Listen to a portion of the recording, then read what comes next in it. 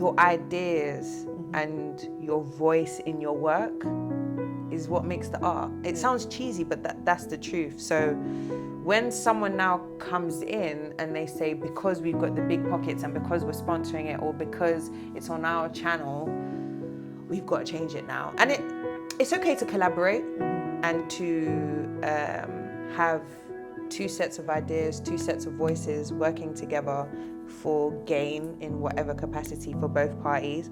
But when the original voice is getting taken away and then you're showing viewers or you're showing consumers as if it's still that person there, like, that's not genuine. And that's when you get sucked in, and that's when it's not fun anymore. Yeah. This is the Creativity Clinic, a show that inspires creatives to take meaningful steps to fulfill your passion. I'm Kirsty Hunter, an entrepreneur and founder, best known for my work in creative education and business, working alongside incredible artists to fulfill their ambitions. Here I chat with experts from the diverse pool of creative industries, offering you insights, education, and the motivation to those wanting to make an impact in the creative sector. Glory, Hey. welcome. Thank you. Thank you for coming on my show. Yes, it's a really sick studio. This is one of the best studios I've been to. There's every corner, there's something to look at and something to take. Thank you. I pride myself in my own painting and acoustic sound barriers, and I love it. But so thank you. So let's just start straight away. Can you just introduce yourself and tell everybody what you do? So my name's Glory. I'm a presenter, DJ, and content creator. So I love to yap for a living, essentially. Yeah. And you get paid for it, right? I do get paid for it, thankfully. Yeah. That's nice. So where are you currently working? So the main place where I work is Capital Xtra. I do the early weekend breakfast show. Yeah. Okay, so what time does that? That is 6 to 9 a.m. every Saturday, every Sunday. I'm there. Wow. Spinning the tunes and yapping away. So if you start at 6, what time does that mean that you have to get in? I like to get in for 5:30. Okay, That gives me me enough time to brew a cuppa and then get my electrolytes in and to record stuff for the app that they have. Right, so okay. yeah, 5:30. 5:30. Yeah. Is that a bit of a change of your normal schedule? Luckily, I'm an early bird Monday to Friday Okay. anyway. But it is, I think it's like an hour earlier than I usually do. Okay. Because I naturally wake up 6 a.m. every day. Okay. Yeah. So that must change your whole social schedule though, right? Yeah, but I've now learned to still go out on Saturdays. Okay. Yeah, because of the electrolytes, honestly, and a quick nap before. And not drinking too much the night before. Exactly, not drinking too much because you can actually hear it in your voice when you drank too much. I'm learning that as well. Make sure you drink water, people. Yeah. And have your electrolytes. And not too much chocolate. Oh, really? Yeah, I learned that at Brit, yeah. Tell me more about that. Like, too much chocolate can actually make your voice a bit croaky and make you more prone to sore throat. I don't know the science behind it, but it is true. Chocolate. I have a lot of chocolate. Yeah. I might need to have a rethink on that. So what sort of content do you get? What's your program look like that you're putting out there in the mornings? So on radio, I'm very much your bestie on radio that is giving you the energy, even when you don't feel like waking up early and going to work or dropping the kids to soft play on an early Saturday morning, or when you've booked that Sunday shift weeks ahead and now it's time to get up. I'm that person soundtracking your morning to get you from A to B.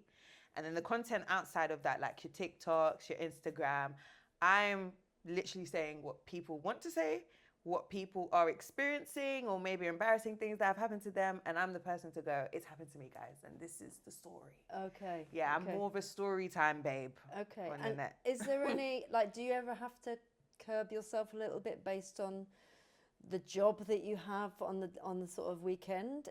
Do you have to censor anything that you say, or have you got kind of freedom? I think I have freedom because I wouldn't say I'm outlandish to the point where if I say something, I'll get cancelled. Okay. I think people that usually get cancelled, they would have had that streak in them anyway. Right. So, but of course, when you work for a brand, when you work for a company, even if it's just a freelance gig for 2 weeks, Yeah.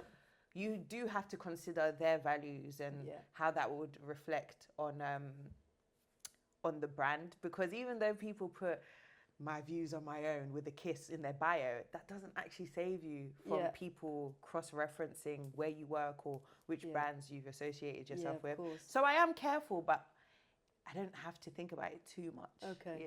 Yeah. No, I understand that. So with your show on the radio in the morning, how much like creative license do you get, and how much is directed by Capital Xtra? So I'd say the skeleton is what is expected of you on commercial national radio and the style of Capital Xtra, because every station has their different style. Yeah. But the fleshy bits is literally your personality. Yeah. And I was even saying today that the challenge that I enjoy about national radio is that you have 20 seconds or 1 minute max, if it's a feature, to pack your personality and who you are in the style of national radio. So you still have your creative juice being allowed to be on the radio, but it's just in the shape of the station Sound that you work. bites. Exactly. Yeah. So compared to the community station that I was at, Represent, where it all started, it was literally, you can make the shape, you can make the flesh, you can make the whole body. Yeah. But now, as you're doing it professionally and there are targets to hit, there's a specific listener for this station, and they're tuning in majority of the time for the music, your personality has to be packed in a specific way. Okay. Yeah. So how do you work with your audience? Like, how do you interact with your audience and engage with them? Do they interact with you, and is there anything that's really meaningful come out of like some of the engagement that you've had? The main way I interact with listeners, like in present time, is the WhatsApp that we have at Capital Xtra. Yeah.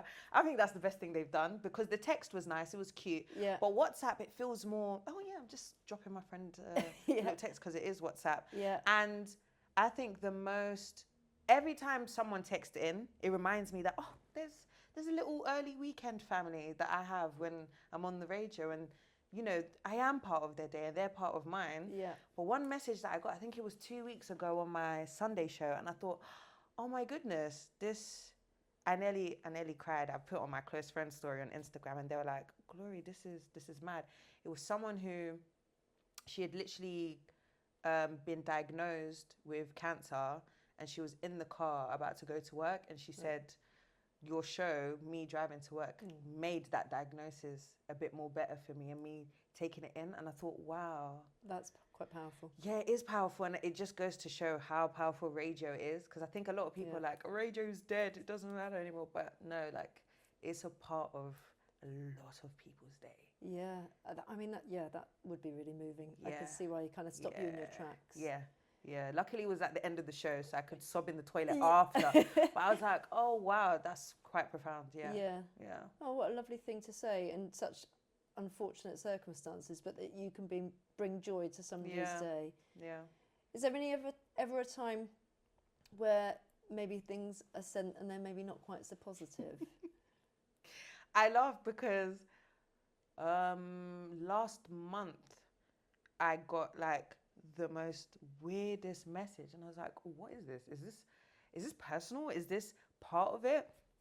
And I spoke to my colleagues about it, and they were like, Glory, it's part of the job. Like, there are just some people that are just out there and they send horrible things.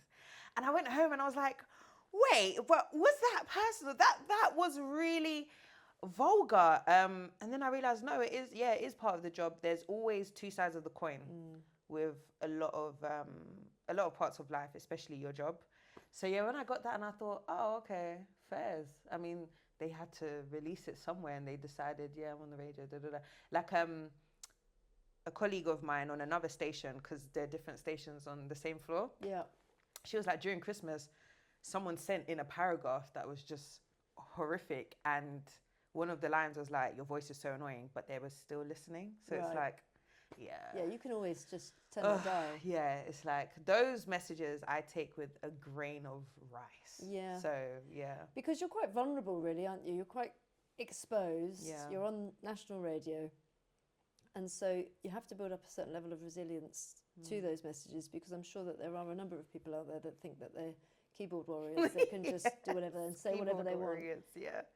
Yeah, that is the term, keyboard warriors, yeah. So when they send the message in, it still gets aired, or somebody's vetting it beforehand and saying that's not even coming? Oh, so you choose to read it out. Okay. So you can just go, no. Yeah, you're not going to read it. And then if it's really the extreme, there's an option to have that number not contact the station anymore, or for the next 24 hours where they probably were giving up. But there are like safety precautions. And also after that, because the security can see, there was safeguarding and like people checked in, so that was really sweet. Yeah, that was really sweet. Yeah, right. So you mentioned represent. Yeah. So if I'm right, I think, were you 16 when you started doing that? Yes, 16 going on to 17. Yes. So how did you know about represent? And for everybody that's audience members right now, what is represent? How I knew about represent is because I used to listen to it in my dad's car when he would like drive me to school, drive me wherever I forced him to drive me to.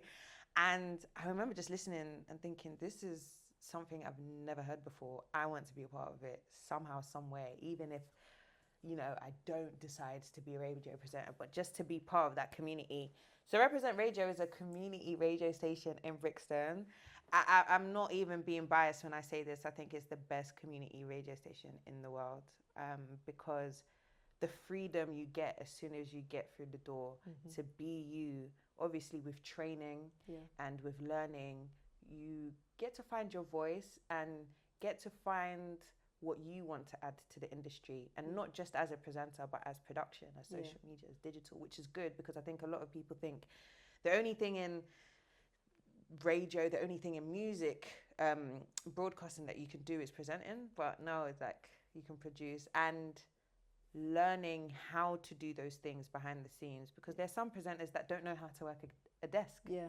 But because of places that represent, you will learn majority of the jobs that make up the world of radio.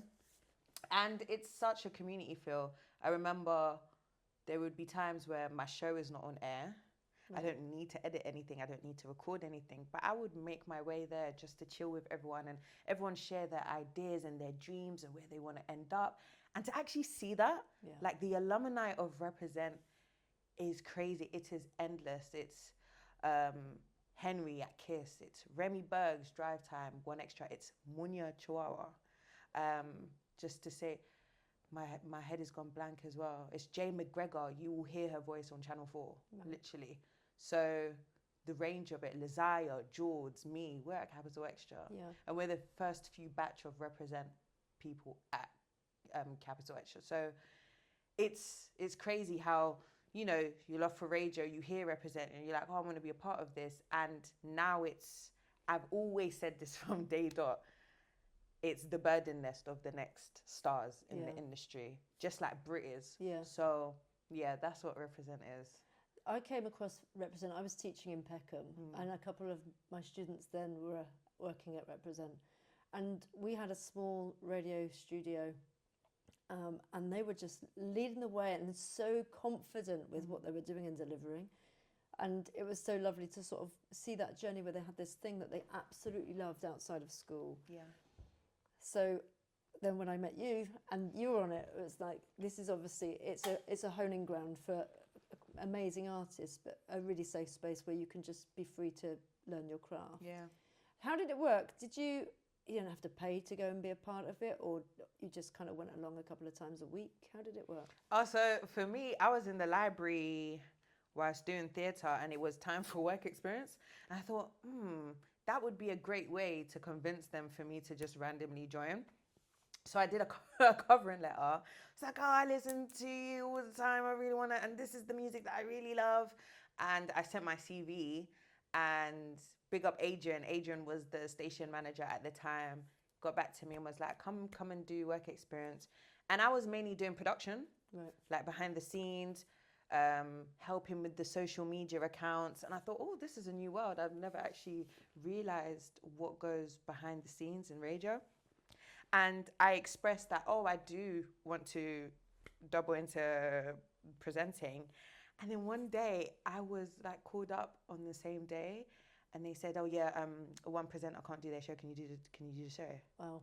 the show was like in 2 hours, and I thought, let's do it, let's go. Let's just say yes. Yeah, covered it, went well for someone who was told last minute, and then I kept on covering and covering, and then they gave me a show, and yeah, the rest was history. Yeah, that's how I got into Represent. Amazing. And so you were also at Brit, as you just mentioned, which is where I met you, and you were studying theatre at the time. Yeah. So you were doing theatre first, and then you discovered you wanted to get into radio, or what made you steer away from theatre? Do you know what? I haven't actually steered away from theatre, and when I went to Brit to like talk to the kids, one of my teachers asked like, "Oh, you're gonna get back into acting because you're really good," and I said, "I've never let it go. The plan is to be really good at one thing, have an audience that trusts that I'm actually good." Yeah. And then introduce them to another side of me. So I will be acting in the near future, 100%. Yeah, I brilliant. love the stage of theatre. I love, But it was actually my English teacher that had, got me who into was that? John Preston. Oh, really? A legend, yeah. Yes, the wonderful John Preston. Shout out, John. John Preston, shout out John Preston. Honestly, yapping away in English. Could have focused more, but yapping away in English. And he said, we've got an amazing radio studio. Yeah. He said, oh, try it out. And I was like, not really. I'm a theatre kid. Like, I'm okay. He said, no, try it. Then one day I thought, I'm not doing anything after school. Let's go see what it's about. Yeah. And I fell in love instantly. And then I had a little after school club of, it was called Word for Word, where a collection of us would read poetry on air. I just loved it, and I thought, I really want to do more of this. Yeah. And So that was the start. So well done, John. Yeah. Because look now. Look what's happened. So you finish Brit, you then go into broadcasting and you study that further. Tell me about that. Yeah, so I went to uni, the University of West London, Yeah. to do broadcast and digital journalism, because it was one of the very few universities in the country that does the digital side of it. Yeah. There were a lot of magazine and newspaper, and I thought that's quite outdated to go and invest 3 years of my time to do. And they had a podcast studio, they had a radio studio, they had us practically exercising our skills and teaching us even the law as journalists and, being impartial. And I had a whole test of the Ofcom law. And That's not fun. It's not fun, but it did come back, not to haunt me, but it did come back to say hello in my job now. Right. Because in the training, that's what we talk about. But I'm not starting off from zero. I'm starting off from about 46%. Yeah. So that was fun. And yeah. So I was still doing Represent at uni. Right. Yeah, so I was doing the two. And balancing the two. Yeah. Did you find yourself maybe a bit ahead of other people because you'd had that experience in Represent? Because I'm sure that some of the other people that were on the course with you wouldn't have had that opportunity to have done as many shows as you'd done by that point. Yeah, I would say that there was an advantage that I was very grateful for, to say that, okay, after the lecture, I'm actually going to do my show. Yeah. And it was quite visible in the lessons where it was radio focused or podcast focused. It was quite, I would advise anyone who's at university or drama school, any higher education after secondary school, make sure because your craft is like an elastic band. You got to make sure you're still stretching it, because going to university, going to drama school is stretching it in some way, but you need to match what you're learning into the real world, because it is the classroom. Yeah. It is a practice studio. Yeah. But figure out what you actually like and what your tone is in the industry that you're training to be in. So keep going to auditions if you're at drama school, even if you may not get it, but keep on practicing audition technique and how to prep for an audition, how to prep for a self-tape last minute. Or if you're more into voice acting, get a little bit of a kit at home where if a job comes through, you're ready. Whilst you're still studying, because what I tend to find is that 3 years, sometimes 5 years, and you're learning your craft, you're excited, you're meeting people, and it's amazing. The social side of it is really good. You do learn a lot. You do meet people that will be friends for life.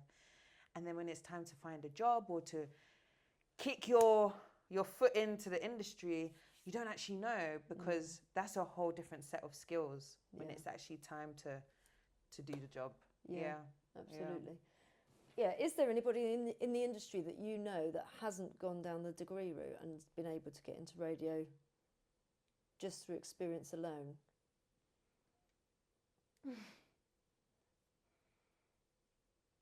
No. No, because I think my generation and the generation above me, we were told, like, go to uni, go to uni, go to uni.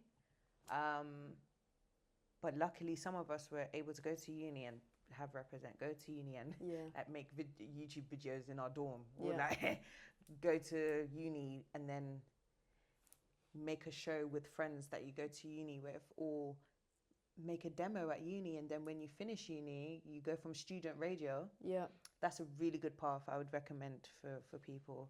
Student radio is so within your university, either set one up or just join one if there's an existing one already. Yeah, because when it comes to demoing and stuff, if you have student radio in your backpack of skills, you can actually hear it as well. Yeah. That, okay, they've done radio before. So there's community radio and student radio.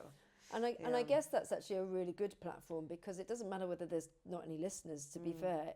All you need is to be able to actually, hone your craft. Yeah, yeah. So you've got your best mate listening and maybe your mum. Yeah. Or, I mean, I'm sure that there's probably more, but it doesn't really matter, does it? Yeah. Have you ever had any major mishaps, bearing in mind that you're now live on air? Yes, I was reading an ad, and you click something to stop the music so it doesn't go straight after. Right. When you're talking, usually for a longer time than the intro of the next song, you have to click something. I forgot to click it, so I'm about 5% into the ad, cuts off, and the song plays. I'm like, oh my goodness. That is something I'm not able to tick off of things I'm supposed to do in the show because of a silly mistake. And even last week, top of hour, there's like a production in, you speak, production out. Yeah. Other way around. I had the out production first. I was like, why does it sound like that? Started talking, and then the in production. So it was a long, and it wasn't the vibe. And do you highlight it and kind of go, oh God, I've just sorry about that, guys? Or do you just kind of write it out? We have to write it out. Okay. We have to go, okay, it's happened. I give myself about 2 minutes to deep it. Yeah. And then I go, right, it's either you think about it for a couple seconds and don't let it affect the rest of the show, because it's a 3-hour show, or you dwell on it for the rest of the show and it affects the show. Yeah. So you've got to pick.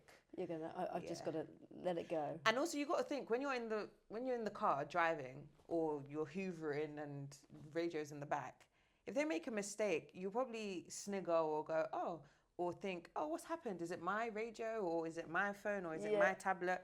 And then get on. Yeah. Yeah. Yeah, you wouldn't pay attention. No, it's going to be bigger for you. Yeah. So you came straight out of uni, and did you? I mean, what was the time lapse? What were you doing in that period of time before you got to Capital Xtra and all of these other amazing things that you do? So I graduated from uni, and then I worked for the uni.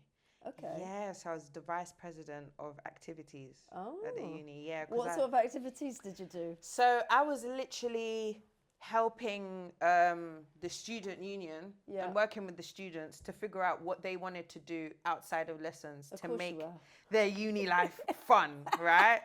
So I'm talking booking guests for the freshers events, and also thinking about new societies that can be added to the list, and the already existing societies, hearing them out. So I was literally the middleman between the students and then, what do they call them? The lecturers, and also the, not the sponsors, the higher ups, what's it called? Board members. Board members, thank you. The language has literally left my head. Board members, and letting them know this is what the students want. Yeah. So that's literally what I was doing while still doing Represent. Yeah. Was that fun? It was fun, because it was like, it was really nice to see a change. Right. And it was really nice to get feedback from the students and trying your best with the student union and working with my colleagues to then make other people's university life better, because some of the students are coming from a completely different continent. Yeah. Some of them are coming from a different part of the UK, and this is their first introduction to London. Yeah. So it's a yeah, lot. it's a lot. And also outside of activities and raving, it's also well-being and safeguarding. And how do you feel? And you know, when you're homesick, this is the community that you can refer to. So your culture, let's bring it to uni. What are the things in your calendar that your culture or your country celebrates? How can we implement that? So that was really nice. So nice to be part of the change. What do you think about your character makes you put so much importance on all of those things? That's a really good question. I'd like to think that because a part of me is a bit relatable and I can be warm and willing to hear anyone out. Because I've been raised to like, hear the person out and then you can make your decision, but hear them out first. I think that's what helped in those particular jobs. Yeah. When I also worked with children as well, working with children and helping at the university. Yeah. And even now on radio, it's like, oh, I'm able to empathize with a postman that's woken up at 4 a.m. Yeah. and the tunes that they're hearing on Capital Xtra is making their shift bearable. Yeah. Yeah. Yeah. Oh, yeah. Gosh, I'm never going to be able to do a job that's early. Changing my career and not having to get up early. I'm like, I'm made for this. What's your alarm clock on a usual day? Oh, so my daughter goes to school, so I get up with my daughter. So it's now like 7. Okay, that's not bad. Yeah. So but it used to be a lot earlier. But Yeah. so, what does your typical week look like when obviously the weekend you're working? Tell me about what happens on the Monday to Friday. No Monday to Friday is the same, especially as a full-time freelancer now.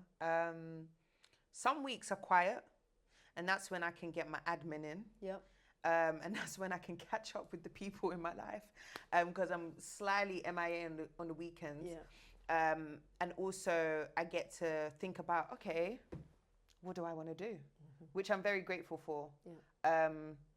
To have time in the week to go, what are the ideas? I literally have a part of my room with sticky notes of ideas and and literally one of the ideas is like a YouTube show. So in the week, I will dedicate time to that. Yeah. And then I'll dedicate time to talking to my internet family on TikTok and figuring out, okay, what do I want to do with that this week? And how does that connect the dots?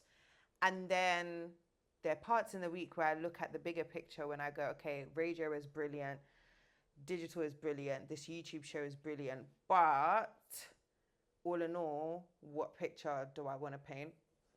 And then also, if other freelancey bits come in, so when I'm not on the radio, when I'm not doing all of these stuff, I help artists roll out their music digitally online, like through their social media. Okay. So it'll be meetings, consultations with potential clients, going to the studio to listen to unreleased music, calling them and saying, did you post this today?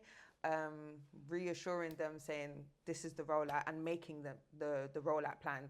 Because usually I make a calendar for them, depending on how long the rollout is. So yeah, that's what I'll be doing. So an artist manager, essentially? No, because the manager they liaise everything. Okay. I'm just the person you come to when you're like, I've got an EP, I've got a single, I've got something, and I want the world to know. And I want them to know mainly through my social media, but I don't want to fall in the content creator category. I still want to be authentic. I still want to be me.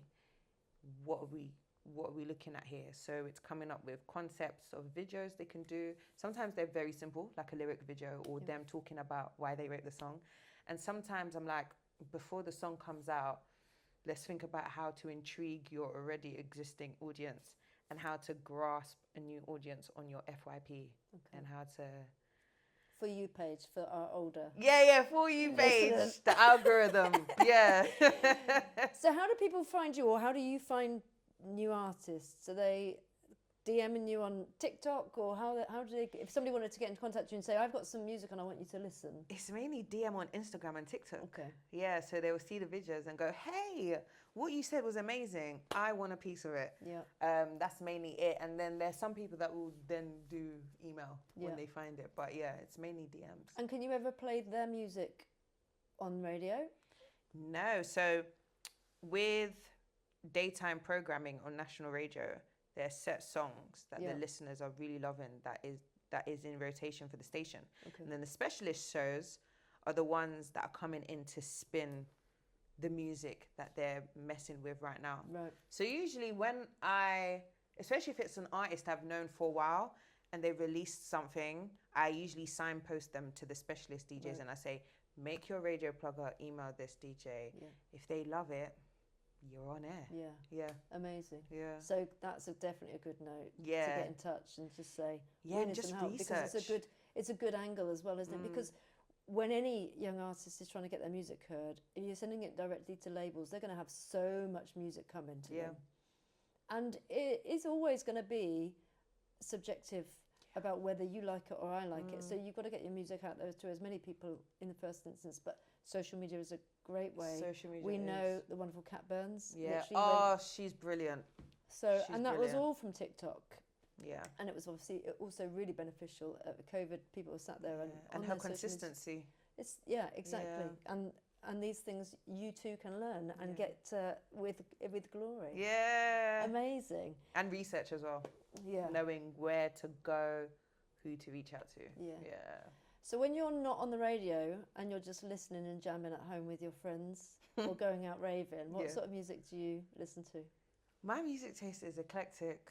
Like, there's a reason why I'm not in control of the aux in my friends' cars or whoever I'm dating's car, because it will just go from one to the other. But the main genres I mess with is the hip hop, old school, American, Nice.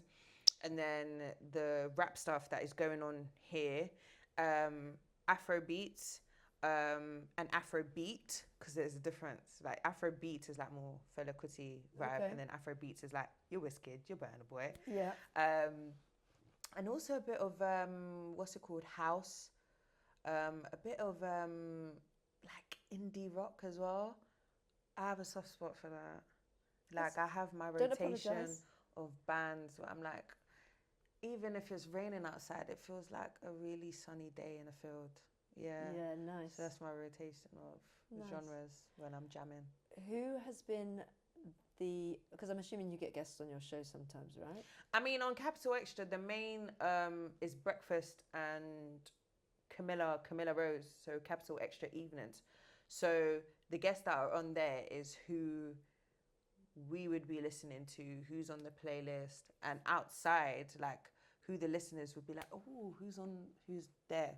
Because those are is flagship the right word? Those are the flagship shows. Yeah.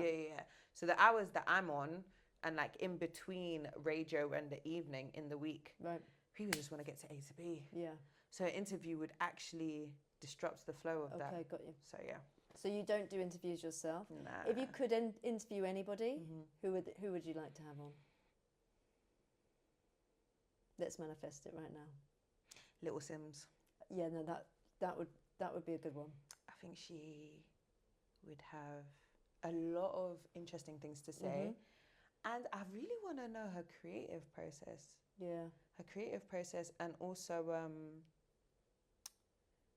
what it's been like for her, because her journey has been very inspiring and interesting to witness as a listener. Yeah. Yeah, and there's no one else like her in the world of music. Yeah. So yeah, I would definitely want to. Yeah, she would be good. So if you are watching or listening, Manifestation. get in touch.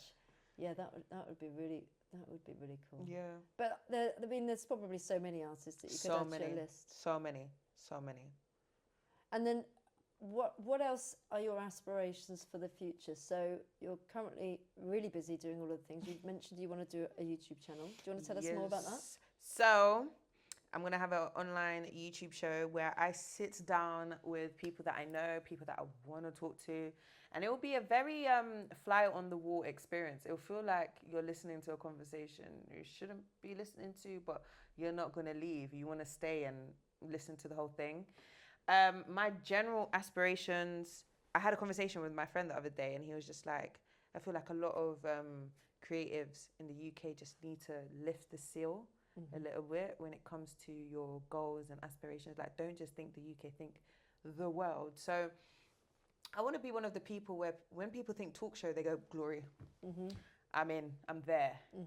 And also just my brand as a person, I want everyone to feel like this feels like a friend. Whether I'm on the radio, whether I am presenting with a brand, it's like, oh, like, yeah, like, that's the babe that's so relatable. I love Glory. Like, yeah, whatever she's selling, I'm buying. Yeah. That's my aspiration. And also, slowly but surely, and as my pockets get bigger, because I honestly feel like to express yourself in this way, financially, it has to match to access. Well, that's just with anything, but especially in this industry, is like the fashion as well. Like, I want to get into that because I just feel like, obviously, with the way I look, the Coke, the way the Coca-Cola is making my belly rumble, but the way I look already is like eccentric and is very unique and whatnot. But I feel like I've got a lot more levels to unlock with that. That will also inspire people to just be themselves. Yeah. I feel like I want to be that message on two legs with whatever I do. Globally. And just not to limit yourself with anything. Just Absolutely go, do you know what? not. I want to go out there. If it's creative, I want to go out and do Yeah, it. yeah. And global. Global, literally, like one of the best talk shows in the world. And that could be on TV or on... TV, online, as long as I own majority of the intellectual property and also where the show goes, I'm a happy bunny. That's a really good note. Talk to me about what you mean by owning that intellectual property. Why would that be so important to you? I think that would be really important to me because your ideas and your voice in your work is what makes the art. It sounds cheesy, but that's the truth. So when someone now comes in and they say, because we've got the big pockets and because we're sponsoring it or because it's on our channel, we've got to change it now. And it's okay to collaborate and to have two sets of ideas, two sets of voices working together for gain in whatever capacity for both parties. But when the original voice is getting taken away and then you're showing viewers or you're showing consumers as if it's still that person there, like, that's not genuine. And that's when you get sucked in and that's when it's not fun anymore. Yeah. When it's not fun anymore, stop. And like you say, financially looking after yourself, because, I mean, you can tell me whether there are misconceptions at all, but you're freelance. Yes, you've got a great gig on the weekend, but there's a lot of time in between that you aren't going to have constant work. Yes. So that balance is, you're not necessarily rolling around all the time just going, I got loads of money, I'm assuming. Yeah.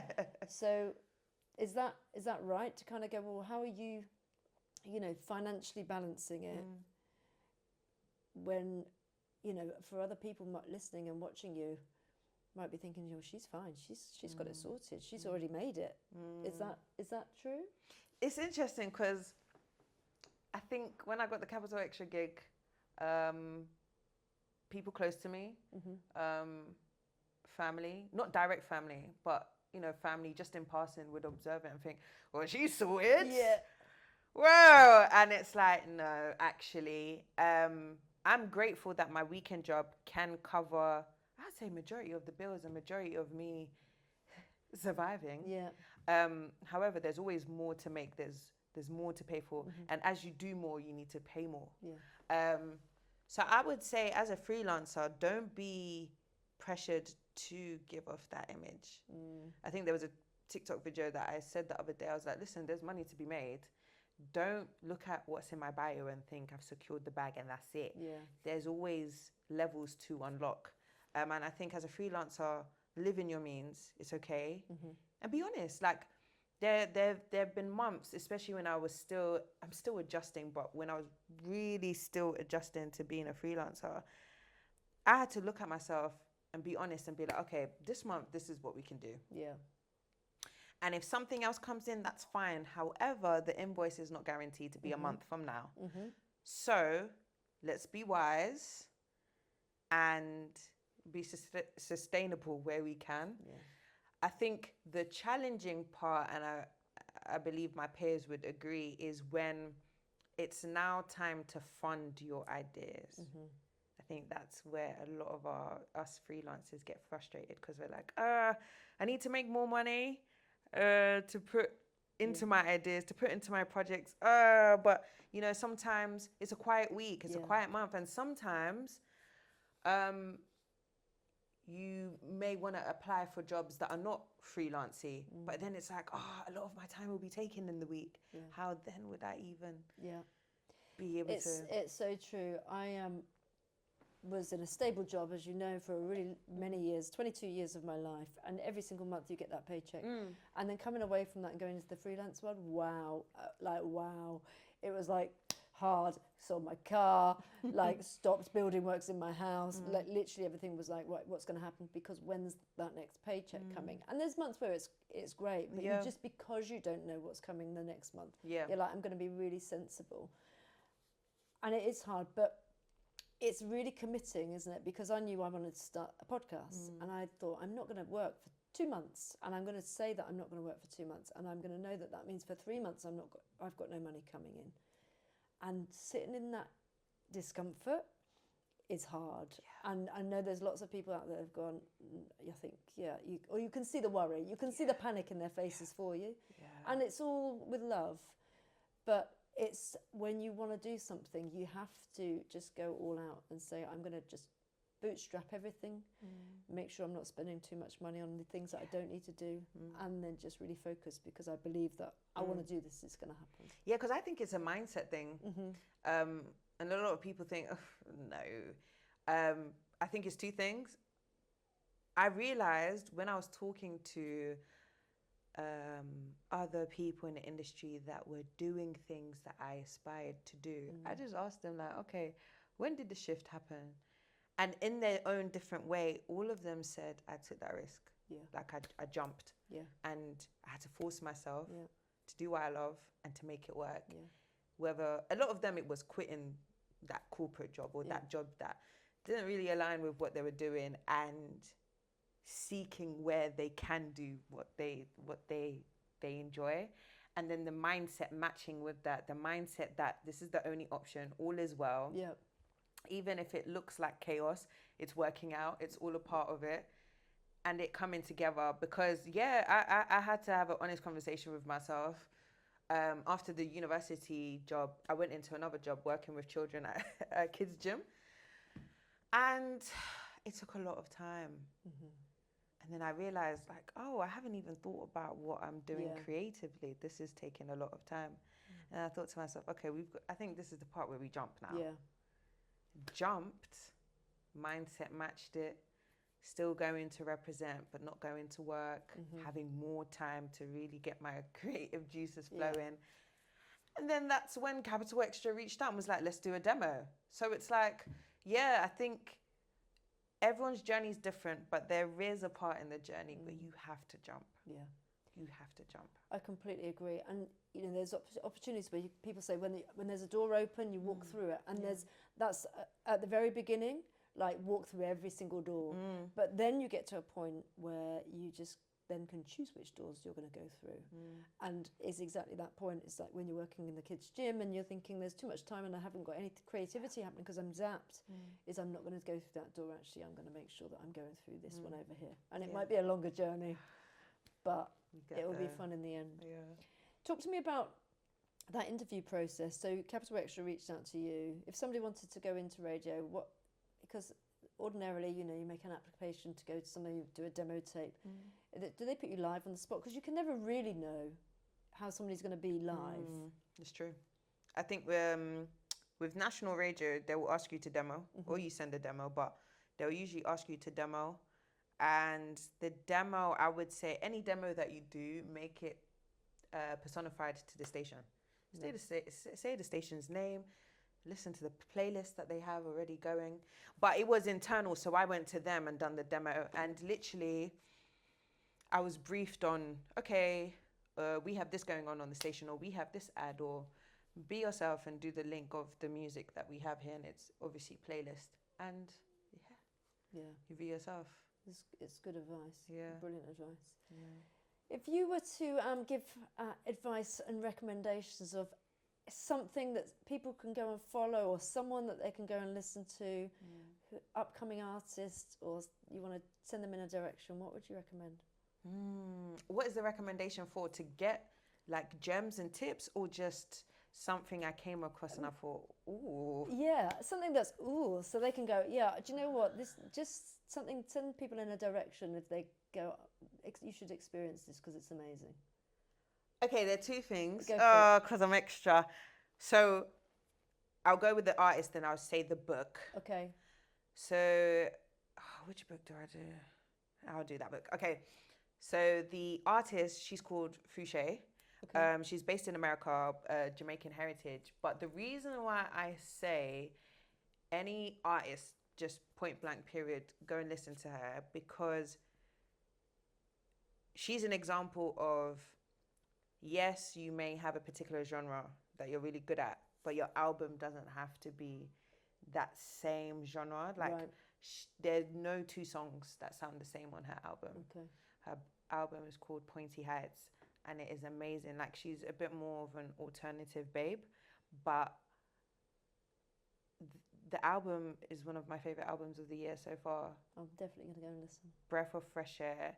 There's a single on there called Still Around.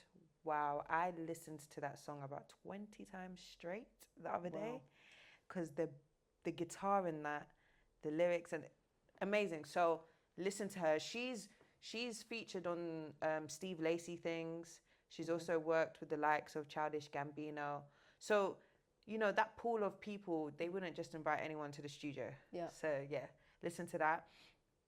And the book I would recommend is called Everything I Know About Love by Dolly Alderton. I hope I'm saying her surname correctly. It's also a BBC series, but the BBC series gives you a snapshot of the book. So read the book. And because of the title, you think, oh, it's romance. No, it's a story of love, but for friends. Oh, nice. Yeah, and especially if you're a woman, the sisterhood is so important. And I feel like when you're in the industry, when you're creative, your safe haven, your support group includes your family, of course, and if you have your other half, it includes them. But the foundation of, you know, moments where you're vulnerable, moments where you bounce off ideas, and, you know, you invite them to your space and say, hey, this is what I have, or you show them the draft of something that no one's ever going to see, or whatever, is your friends. Yeah. Like good friends, good genuine friends, because sometimes you can be overwhelmed with how many characters there are in the industry, and you think, oh my gosh, who's real, who's not? And just having your community of friends and seeing different stages of them and growing with them is something I think every creative should invest in. Yeah. So yeah. Nice, really nice recommendations. It's actually so lovely when you are around other women and they are lifting other women, because I think sometimes women get a bit of a bad rep for putting each other down or being bitchy. But actually, I've always been really lucky and surrounded by some amazing women that just continue to just champion one another. Yeah. So great advice. So if people want to get hold of you and follow you, like and subscribe to everything that you've got going on, where can they find you? So my TikTok and Instagram is Glory Bay, BEYI. That's Glory with a Y. And then my YouTube is Glory Talks. Yeah, I need to change that actually. I think I changed it to Glory Bay as well. Actually, yeah, everything is Glory Bay, even my Twitter. Well, if anything changes, we'll put it in the show notes at the end. Yeah. And if anybody wants to get in touch, then you know where to go. Come say hello digitally. Yeah, and of course, once Glory started up her YouTube, then you need to go and follow. That'd be so much fun. Thank you so much for joining me. Thank you for having me. This was so much fun.